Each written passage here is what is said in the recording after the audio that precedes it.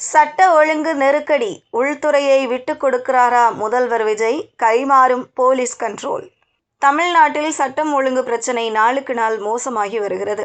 முன்பெல்லாம் மாதம் ஒரு கொலை நடந்தாலே அதிர்ச்சி தரும்.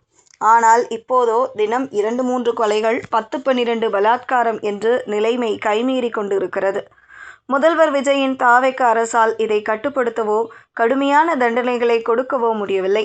இந்த நிலையில்தான் விஜய் உள்துறை பொறுப்பை கைவிடும் திட்டத்தில் இருப்பதாக கூறப்படுகிறது. தமிழகத்தில் தாவேக ஆட்சி பொறுப்பேற்று 1 மாதம் நிறைவடைய உள்ள நிலையில் மாநிலத்தின் சட்டம் ஒழுங்கு விவகாரம் தற்போதைய அமைச்சரவைக்கு மிக பெரும் சவாலாக உருவெடுத்துள்ளது. குறிப்பாக கடந்த சில வாரங்களாக தலைநகர் சென்னை மற்றும் அதன் சுற்றுவட்டார பகுதிகளில் அரங்கேறிய அடுத்தடுத்த குற்றச்சம்பவங்கள் பொதுமக்களிடையே பெரும் அதிர்வலைகளை ஏற்படுத்தியுள்ளன. சென்னையின் வணிக மையமான டி நகரில் நடைபெற்ற 96 சவரன் நகை கொள்ளை, திருவள்ளூர் மற்றும் கும்மிடிப்பூண்டியில் சிறுமிகளுக்கு எதிராக நடந்த கொடூர பலாத்கார வன்முறைகள் என தொடரும் குற்றங்களால் எதிர்க்கட்சிகள் தாவேக அரசுக்கு எதிராக கடுமையான விமர்சனங்களை முன்வைத்து வருகின்றன. தற்போது தமிழகத்தின் முதலமைச்சராக பொறுப்பேற்றுள்ள ஜோசப் விஜய் காவல்துறை மற்றும் உள்துறையை தன்வசம் வைத்துள்ளார். எனினும் ஆட்சி மாற்றத்தின் தொடக்க காலத்திலேயே கட்டுக்கடங்காமல் எழும் இந்த சட்டம் ஒழுங்கு பிரச்சினைகளை கையாள்வதில் கூடுதல் கவனம் தேவைப்படுவதாக தெரிகிறது.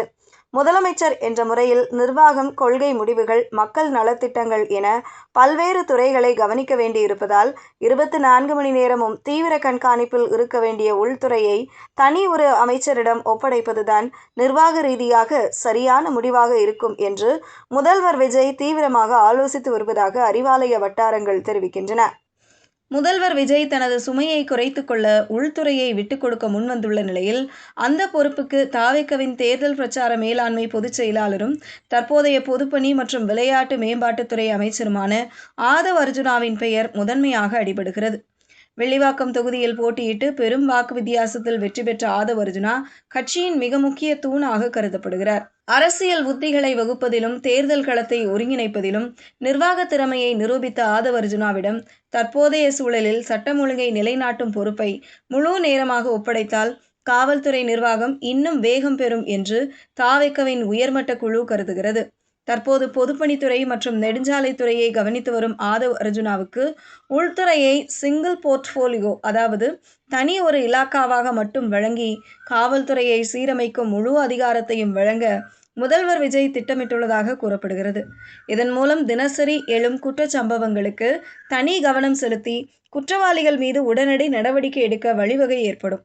இந்த அதிரடி அமைச்சரவை மாற்றம் மிக விரைவில் அதிகாரப்பூர்வமாக அறிவிக்கப்படலாம் என்றும், இதன் மூலம் எதிர்க்கட்சிகளின் சட்டம் ஒழுங்கு விமர்சனங்களுக்கு முற்றுப்புள்ளி வைக்க தாவேக தலைமை வியூகம் வகுத்து வருவதாகவும் கோட்டை வட்டாரங்கள் தெரிவிக்கின்றன.